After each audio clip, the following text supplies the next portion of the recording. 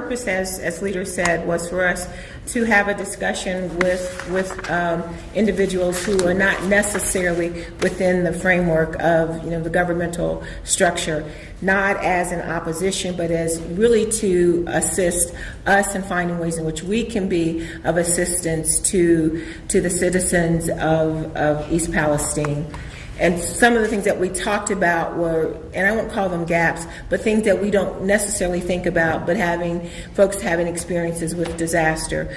We know that the governor has suggested that people, drink water until they can test the wells and things like that. But we discussed whether or not that's enough. For example, because folks are having to shower and to do other things with this water.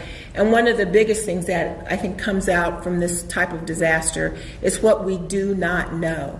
And so we're going to look at things that we can do to try to help figure out what we can find out and what we can do from a different perspective in the legislature.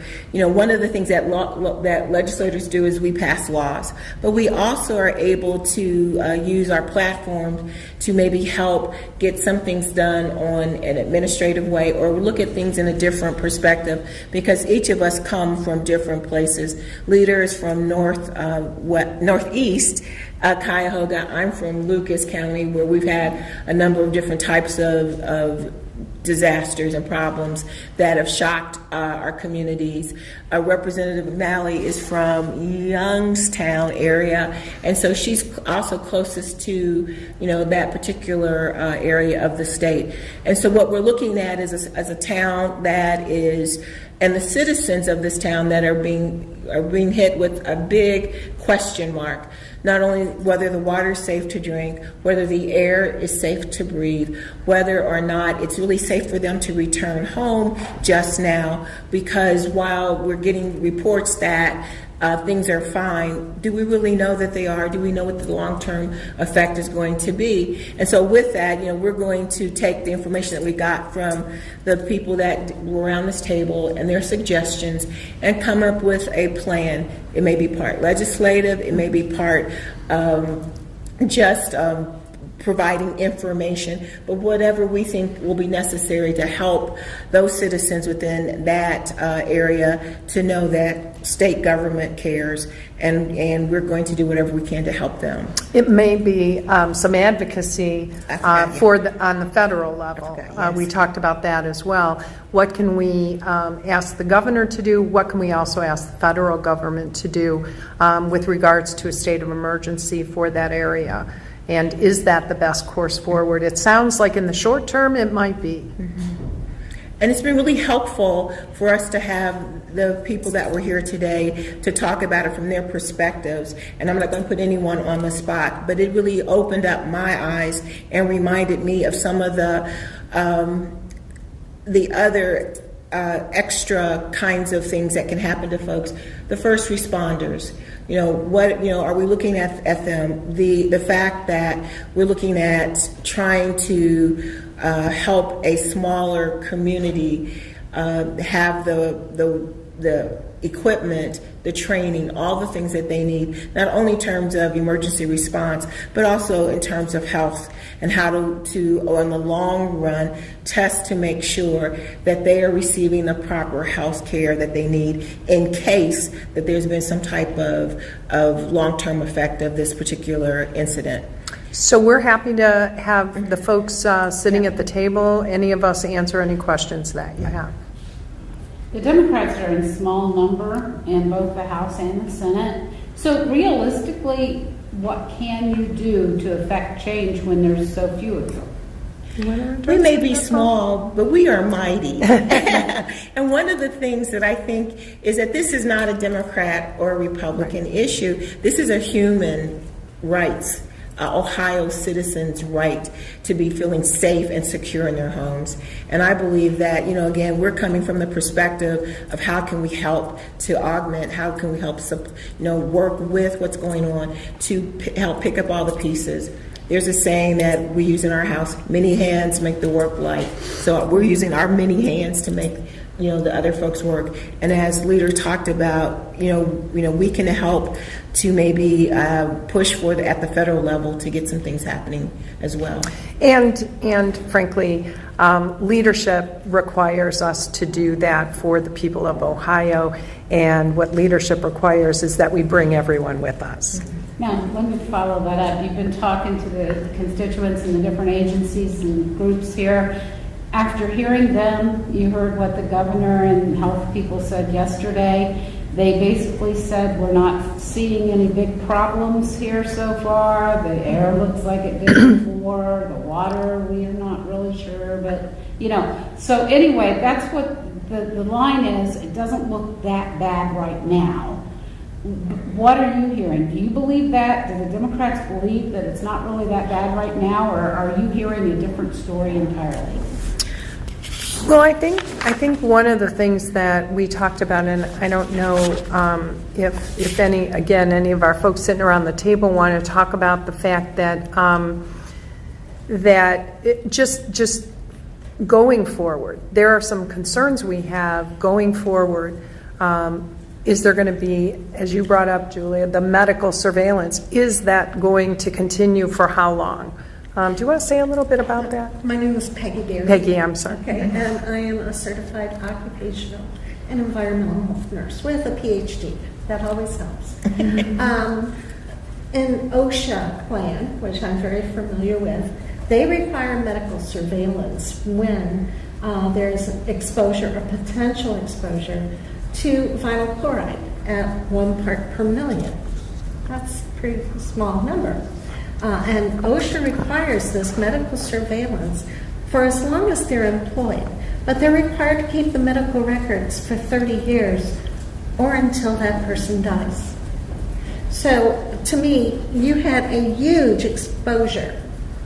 It may have dissipated to a certain extent, but it's been in the water, it's going to seep into the ground and the soil. You have a smoke plume that went, didn't it go to Youngstown? There were smells There up in were Mahoning smells. County. And if you have smells, you have nanoparticles. You have particulate matter. And because of that, you may need to have ongoing medical surveillance, especially with symptoms that may arise. Has there been any guarantee of that? I don't want to monopolize questions. I have no idea. We're good. And That's a why- good question. and That's a question we need Very to good ask. question. Yeah, and that's why, this is again, we're looking at this from a kind of a different perspective to help. And I think that, not only the issue about ongoing medical surveillance, but also I can talk about my community back when we had the 3-day do not drink advisory, and I talked about folks who are more concerned about the unknown, and even to this day, people are still cautious about drinking, the water from the city, even though it's been several years. So what we're looking at is how can we help the people feel more safe and more confident in their homes. And so, that's where what Peggy's talking about in terms of someone that will be monitoring and looking at their medical, and that maybe 10 years from now, if something does arise, there won't be any, there can always still be questions, but there can be something that caused that. I didn't have this before, there's no other things going on, and I have it now. So that's where we are. I think for me, being the closest to this, my district is the closest to East Palestine, and my focus has been really on the ground down there. And it's been making sure that the local leaders are feeling fully supported, have all of the things that they need on the ground there. And so this was an opportunity for me to take a step back, see long-term, start some long-term planning, because I've been thinking about this in sort of phases, right? Phase 1 is what happened, clean it up. Phase 2, then we move to phase 2, what's kind of next, and then phase 3, what are the long-term solutions here that we can bring to the table? And this was an opportunity to start that next couple of phases of discussions and planning. And so, I think we learned a lot about questions that we should be asking, how we actually solve for the problem on the ground and things that need to change in the future if another disaster like this were to happen. But then also, how do we prevent this from happening, and making sure that the people who need to be held accountable are held accountable for the long term, not just the short term. That we need to be with the people of East Palestine for the long term, because this is going to be long term. And it's not just East Palestine, and it's not just the residents, it's the businesses. What's the economic impact look like for the entire Mahoning Valley, really? What are your property values? What happens to your property values? What happens to the local farmer versus the commercial farmer? All of these were questions and talking points that we brought up around this table today, and it goes to show you just how huge this catastrophe has affected a very tiny town. And it's going to take a lot of people at the state level and the federal level to help bring this town back so that it doesn't end up with a big red X on it for the long run. And that's something that I've talked with Representative Blaisdell, who represents this district. She was my very first phone call when this happened. She's a Republican. She's on the other side of the table, and we've been at the table together about this. We have plans to continue to work forward on this. So it does, like the senator said, it doesn't matter which side of the table. This is a human problem. This is a problem that's going to have impacts on many levels. And so we need to have more of these conversations so that the experts can come to the table and help us realize gaps and solve for those gaps.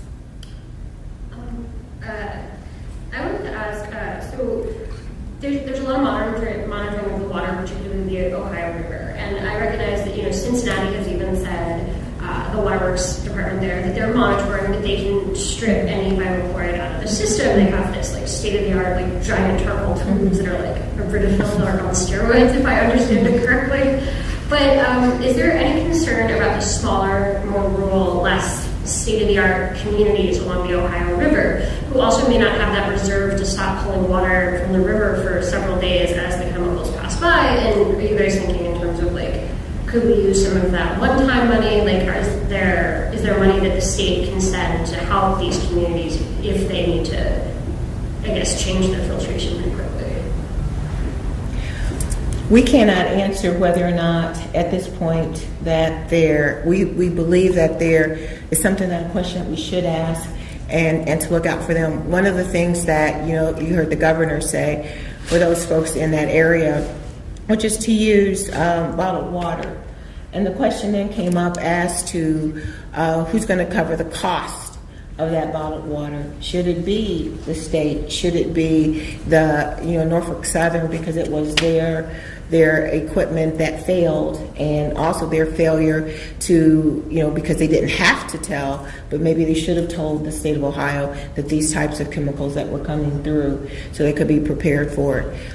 So I think for those smaller communities, and that's one of the things that we did talk about outside of that 1 mile radius, what's going to happen to other places like that. So we're looking at it to explore how we can be helpful. When you're talking about legislative solutions, as Joe said, you have to work with Democrats, and I know Ms. McNally said the same. So what other discussions have you had with your Republican counterparts about what we can do, what next steps are in terms of legislative actions? Well, at this point, we had this discussion, so we know what to ask and where to start the conversation. And I think we have takeaway. I know I take away from this a whole lot of conversation starters right now. So that was also our goal.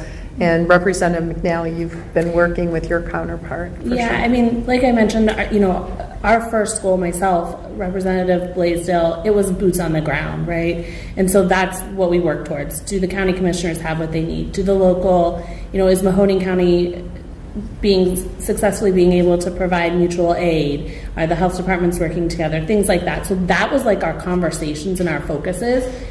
Now, we have just this week, her and I shifted towards planning more conversations like this. What does the future look like? what does the future look like for economic development or the economic impact? What does the future look like for lots of different things? And so this was a great starting point today for me to now go back to her when we get together, as we have already planned to do, and we have a starting point to kind of go from.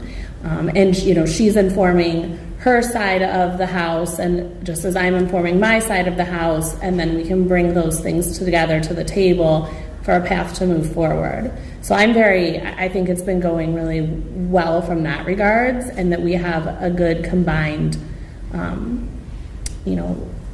we don't have a plan, but we have steps that we're taking already.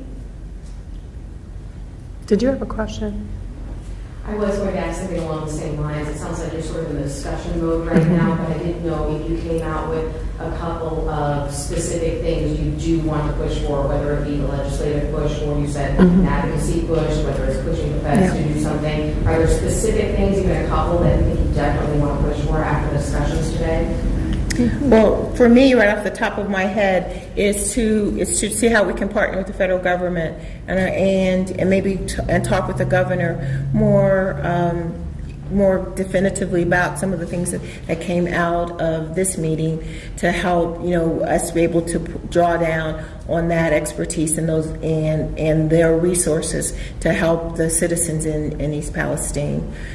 Secondly, is to look going forward, looking at how we can better strengthen our statewide emergency response to these types of disasters, and that's going to be probably a more long-term discussion. But it's one of the things that I think is very critical for us to look at. And I think, John, I know you brought up incident management systems, and that we could possibly refine those. Do you want to say a little bit about that? Sure. I think one of the issues that you have with this type of emergency is the different jurisdictions that come in and their ability to make these types of decisions on an incident like this, especially of this magnitude. In a timely manner. I think the state being able to put more funding, more training towards a statewide incident management system for first responders would go a long way in taking that first critical hour or two when some of these decisions need to be made, and get all the decision makers in one spot, like a unified type of command structure, so that nothing's being missed along the way. And the people who are making the decisions are making the decisions in the best interest of the citizens of the state of Ohio. So clearly working with our partners, that's something that we can do as a legislative response to this that's proactive. And then Melanie, you brought up a discussion years ago about early response with the EPA and codifying that. You want to say a little bit about that, because that really got my interest. Yeah. Absolutely. In 2014, there was a chemical fire incident at an Eisenbarth well pad, unconventional oil and gas drilling site that looked similar in some ways. There was a large plume of smoke that hovered over the community for some time, and we know that there were health impacts associated with that. We continue actually to be in conversation with a community member who's been impacted. This has been nearly a decade ago now. So because of that, we had worked on some emergency response legislation that in essence would strengthen the oversight and authority of the Ohio EPA's Emergency Response Division. And we are kind of pulling that back out, taking a look at it.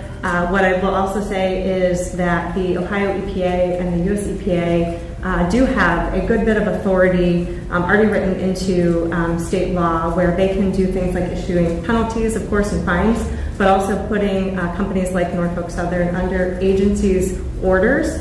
And what that essentially does is to make mandatory actions, so that the steps that they're taking in the remediation and impacts which continue those are mandatory or required and not voluntary measures that this responsible party needs to take. So we want to see Ohio EPA and USEPA really lean into those authorities, and then we want to look at ways that we can also strengthen that authority, potentially through Ohio law. So right off the bat, we've come up with a number of things that we can do that are concrete, solution-based, and proactive going forward. And, you know, making the best of a worse situation is trying to improve things. Either if we can prevent, great, but if we can't prevent something like this from happening again, can we improve the response to make things safer for the people of Ohio? Leader Anthony, I think you said that a disaster declaration might be the way to go. Is that something you definitely support or you're thinking about? It's something we're going to talk about. We heard certainly encouragement for, and frankly, I think it sounds like something that we may advocate for. We need to circle back, take a breath, look at the information, and go forward. I know it's something that's being considered by the governor as well, and we may encourage him to do that. Yeah. And why would that be a good idea, or why could that be a good idea? Well, because it would bring to bear some federal resources. I mean, I think part of the thing in this, you know, trying to balance this out is do you bring in federal resources? There's the responsibility by Norfolk Southern. To me, it sounds like whatever resources we could bring in for the people, because that's what we are most interested in facilitating right now. The more resources, the better. I think folks can work out who's responsible as we go along. But if there are resources that would be available to the people at the federal level, we should bring them in. So massive bottled water or something like that? I'm not sure what that looks like. One example was the issue of was it the USDA who was sitting here? Who was sitting here? Glenda, where she couldn't mobilize her local office for commercial farming or farm animals because she's under the federal government. And so the local farms can't go to her office with issues yet until the federal government says you can move. And so that's a resource that's on the ground right there that we can't tap into yet. But we could if this declaration was made. Yeah, good. That's a good one. Yeah. Any other questions? Okay. Well, thank you very much for being here. Thank you. Thank you. Okay.